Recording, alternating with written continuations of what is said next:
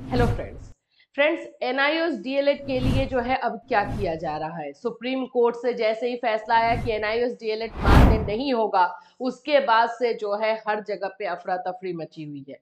तो अभी इसी से रिलेटेड जो है एक अपडेट आ रहा है, गुड न्यूज है एक तरह से जो एनआईओएस डीएलएड के बच्चों के लिए, तो हम उसके बारे में बात करेंगे। और ये वीडियो हम जो बना रहे हैं इसलिए बना रहे हैं क्योंकि बहुत ज्यादा निराशा जो है बच्चों में फैली हुई है, तो जिससे कि उनको पॉजिटिवनेस मिले। दूसरी बात कि बहुत सारे ऐसे कुछ ऐसे लोग, एक दो ऐसे लोग हैं जो कि कमेंट करके ये बोल रहे हैं कि आप बीएड का सपोर्ट करती हैं तो डीएलएड के लिए क्यों वीडियो बना रही हैं। तो इस तरह के वगैरह वगैरह जो है मैसेजेस आ रहे हैं। हम आपको बता दें कि जब बीएड के स्टूडेंट के साथ ऐसा हुआ था तो भी हम साथ में खड़े थे उनके, क्योंकि उनके साथ गलत हुआ था। और हमने उस समय भी बोला था कि ये चीज अगर डीएलएड के साथ होगा तो भी हम जो है खड़े रहेंगे। तो यहाँ पर जो है बीएड और डीएलएड की बात नहीं है, यहाँ पर एनसीटी एक ऐसी बॉडी है जो कि इस तरह के रूल बना रही है जिसके चपेटे में जो है बहुत सारे बच्चे आ रहे हैं। तो हम बच्चों के साथ खड़े हैं, चाहे वो किसी भी बैच के या किसी भी बीएड डीएलएड या कहीं के भी हो, तो हम उनके साथ खड़े रहते हैं उनके सपोर्ट के लिए। तो प्लीज इस तरह के कमेंट ना करें। और जाहिर सी बात है कि अगर एनसीटी ऐसे रूल अगर आगे भी बनाती रह गई तो जितने भी रूल बन रहा है, चाहे वो डीएलएड के जो अभी रेगुलर वाले हैं, बीएड रेगुलर वाले हैं, उनके साथ भी उसी तरह का कुछ खिलवाड़ कर सकती है, इसलिए ये वीडियो जो है बनाया जाता है। चलिए इस सब को चीजों को हटाते हैं और जो मेन मुद्दे हैं उन पे बात कर लेते हैं। एनआईओएस डीएलएड के साथ क्या हो रहा है, स्पेशली आप लोग ये जानना भी चाहते हो। अभी इसमें क्या क्या चीजें चली हैं और किस तरह से ये मोड़ जो है आ रहा है, उस पर हम बात कर लेते हैं। फ्रेंड्स, अगर आप चैनल पर पहली बार विजिट कर रहे हो तो चैनल को जरूर सब्सक्राइब कर लेना। यहाँ ये चैनल स्पेशली स्टूडेंट्स के लिए बना है, अगर उनके साथ कुछ भी गलत हुआ तो डेफिनेटली हम आपके साथ खड़े मिलेंगे। चलिए, यहाँ पर आपको दिखाई दे रहा है ये एक मेल है। सबसे पहले तो मैं बता दूं कि एनआईओएस डीएलएड का मामला जो है शिक्षा मंत्री तक पहुंच चुका है। एजुकेशन मिनिस्टर तक जो है ये मामला पहुंचा दिया गया है, वहां से रिसीविंग जो है मेल मिल गया है। अब ये मामला जो है सरकार की नजर में है, इसमें एनसीटी क्या कर सकती है, एनसीटी क्या करने वाली है, इन सभी चीजों पर भी जो है बहुत सारी अंदरूनी तौर पे चर्चाएं चल रही हैं। ये जो बोहरा जी हैं उन्होंने मेल लिखा था, मैं आपको यहाँ पे दिखाते चलूं। उन्होंने जो है मेल लिखा था जो हमारे एजुकेशन मिनिस्टर हैं धर्मेंद्र प्रधान जी, उनको, मिनिस्टर्स, ठीक है ये। तो वहां से रिसीविंग मेल आया है कि इनका जो मेल था वो रिसीव कर लिया है। देखिए, dear sir madam, received your email dated 22/11/2023 address to honourable minister of education, minister of skill development and. देखिए, बात ये है कि ये बोलोगे आप तो ये चीजें होकर क्या हो गई। मेन बात है एक एक्सेप्ट तो हुआ है, अब ये उनकी नजर में है। अब यहाँ से अगर कुछ भी चीजें होती हैं तो वहां से जो है पता रहेगा कि हाँ हमने रिसीव किया है, हम ये मामला हमारे संज्ञान में था। तो ये पहली बात होती है कि जो रिस्पॉन्सिबल पर्सन है उनको इन्फॉर्म किया जाए कि ये चीजें हैं। तो ये आपका रिसीव कर लिया गया है, आपके मामले को एजुकेशन मिनिस्टर तक पहुंचा दिया गया है।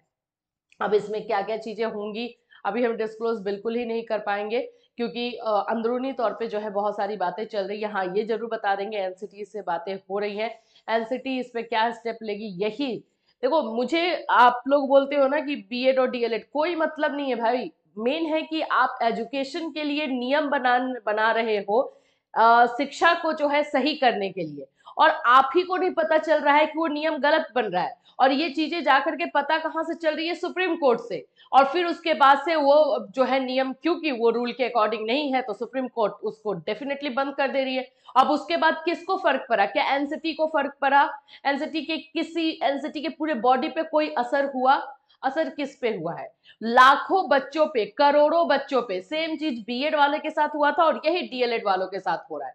आप खुद एक इंसान की तरह जब सोचोगे ना, इंसानियत की तरह, तो आपको भी लगेगा कि हाँ ये एक के बाद इसके साथ, फिर इसके साथ, फिर इसके साथ ये गलत हो ही जा रहा है। इसको रोकेगा कौन? रुकना भी तो जरूरी है।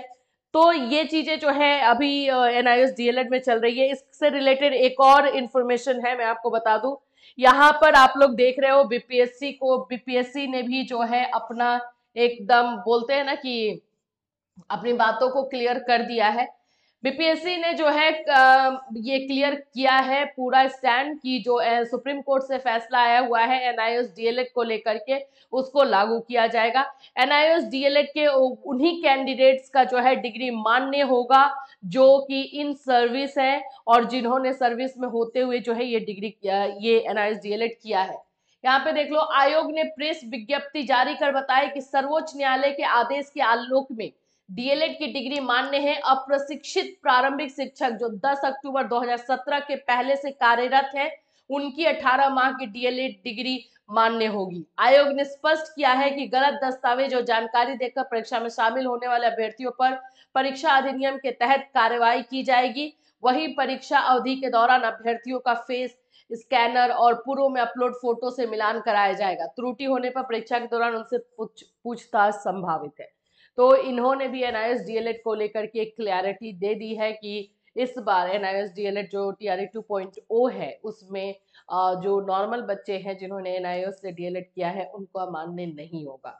ये सारी चीजें हो रही हैं, लेकिन इसके साथ साथ क्या सुप्रीम कोर्ट का फैसला ही आगे चलने वाला है? क्या इसमें मॉडिफिकेशन है?